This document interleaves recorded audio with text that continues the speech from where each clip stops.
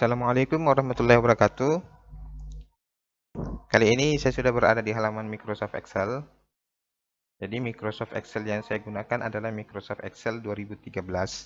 Jadi bagi teman-teman yang menggunakan versi terbarunya, maka tampilannya tidak akan jauh berbeda.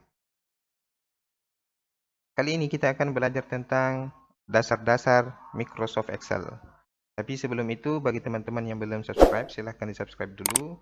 Nyalakan lonceng notifikasinya agar tidak ketinggalan video dari channel ini.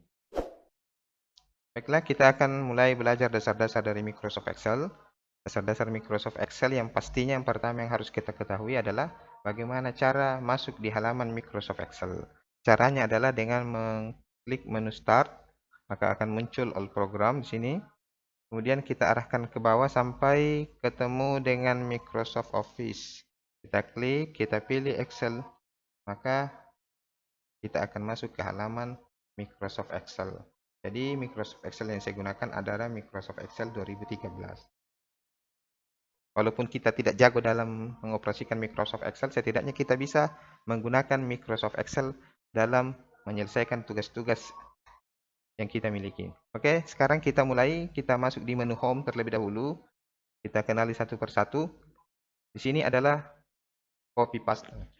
Jadi copy paste itu fungsinya adalah untuk menyalin dan memindahkan. Apakah itu tulisan atau gambar, maka kita menggunakan copy paste. Dan ini mungkin teman-teman sudah sering gunakan di Microsoft Word, sudah sering gunakan di Microsoft Word, dan itu juga bisa berfungsi di Microsoft Excel. Kemudian di sampingnya adalah jenis tulisan. Kita bisa pilih sesuai dengan jenis tulisan yang kita inginkan. Kemudian di sampingnya adalah ukuran tulisan. Jadi kita bisa praktekkan sedikit. Kita buat lebih lebar lagi. Misalnya kita ingin menulis aku, maka kita bisa memilih jenis tulisan yang kita inginkan. Seperti apa yang kita inginkan, kita blok dulu, kemudian kita pilih tulisan, maka akan berubah sesuai dengan tulisan yang kita pilih.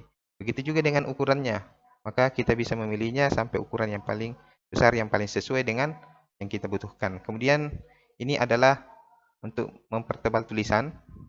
Kita bisa coba. Ini sudah mempertebal, kemudian normal ini, kemudian italic artinya memeringkan. Misalnya kita tulis ya. Nah, kemudian underline, ini memberikan garis di bawahnya. Kemudian ini adalah untuk membuat tabel. Jadi icon ini adalah untuk membuat tabel, cara membuat tabel. Kita klik di sini sampingnya, maka akan muncul tabel-tabel yang ingin kita buat. Kemudian di sampingnya adalah untuk mewarnai sel atau kolom. Biasanya kalau kita membuat daftar-daftar, kita membuat daftar hadir, daftar siswa, atau yang lainnya, maka kita terkadang membutuhkan warna untuk mewarnai kolom yang kita inginkan supaya terlihat lebih menarik, maka fungsinya kita ambil di sini. Misalnya kita klik di sini, kemudian kita pilih warna merah, maka kolomnya akan berwarna merah.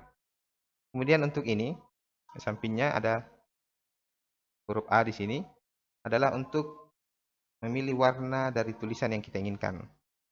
Biasanya yang kita pilih adalah hitam. Kemudian di atasnya ada lagi, ini fungsinya untuk memperbesar tulisan. Jadi kita blok di sini dulu. Kemudian ini untuk memperbesar tulisan kita. Sampingnya untuk memperkecil tulisan. Decrease ya, sampai dengan ukuran yang kita inginkan. Untuk di sampingnya, ini adalah fungsinya untuk mengatur letak tulisan kita dalam tabel atau dalam kolom. Jadi misalnya tulisan kita ini ingin kita arahkan ke samping kanan, maka dia akan berpindah ke samping kanan. Atau kita ingin arahkan di tengah, maka dia akan berpindah ke tengah atau kembali ke samping kiri bisa. Sedangkan yang di atasnya adalah fungsinya posisi letak tulisan dalam kolom itu di bawah, di tengah, atau di atas. Misal kita pilih di sini di tengah, kita pilih atas, maka posisi tulisan akan berpindah ke atas. Kita pilih tengah, maka tulisan akan berpindah ke tengah. Begitu seterusnya sesuai dengan yang kita inginkan. Kemudian di sini ada menu untuk membuat jenis tulisan kita, apakah itu lurus atau miring. Kita bisa praktekkan langsung sedikit. Misalnya kita seperti ini, tulisan kita akan miring, ataupun mungkin kita yang vertikal. Karena biasanya kita membutuhkan tulisan seperti ini, kalau kolom yang kita gunakan sangat sempit, maka kita gunakan yang vertikal seperti ini agar tulisan yang kita tulis terlihat secara utuh. Kemudian kita kembalikan dulu. kita masuk di format cell alignment. Sini kita bisa pilih dan kita normalkan kembali dulu. Dan kita pilih oke, maka akan normal kembali. Kemudian di sampingnya adalah wrap text, artinya untuk membuat tulisan bersusun. Kalau misalnya tulisan kita terlalu panjang sampai tidak kelihatan karena melewati kolom yang disediakan, misalnya kita ingin tulis Microsoft,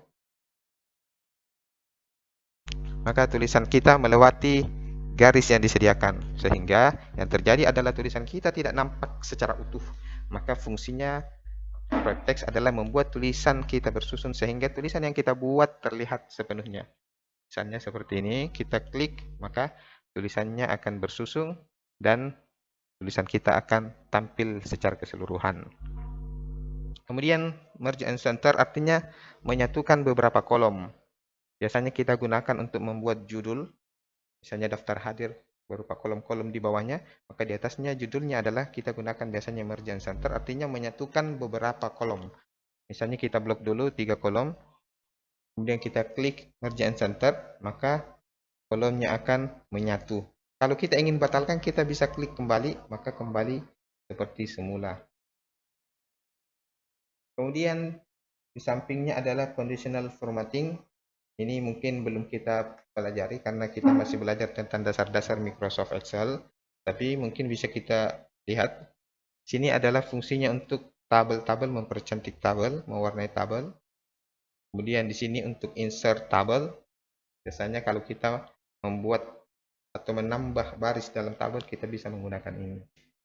Atau menghapus. Sampingnya ada delete cell. Ini untuk menghapus.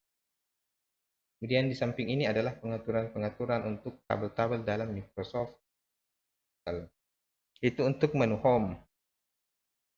Untuk menu insert, mungkin tidak banyak yang bisa kita pelajari sebagai dasar-dasar karena tingkatannya juga sudah lumayan.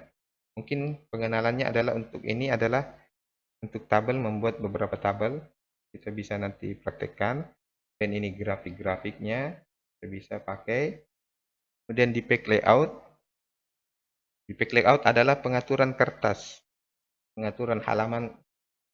Ini pengaturan halaman. Kemudian di sini pengaturan kertas. Apakah berdiri atau nyamping.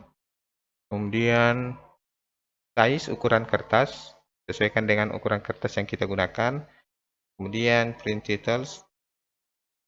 Di sini kita bisa gunakan untuk mengatur halaman-halaman dari pekerjaan kita. Untuk hari ini mungkin 3 menu yang kita pelajari, yaitu home, insert, dan page layout. Selebihnya akan kita pelajari di video berikutnya.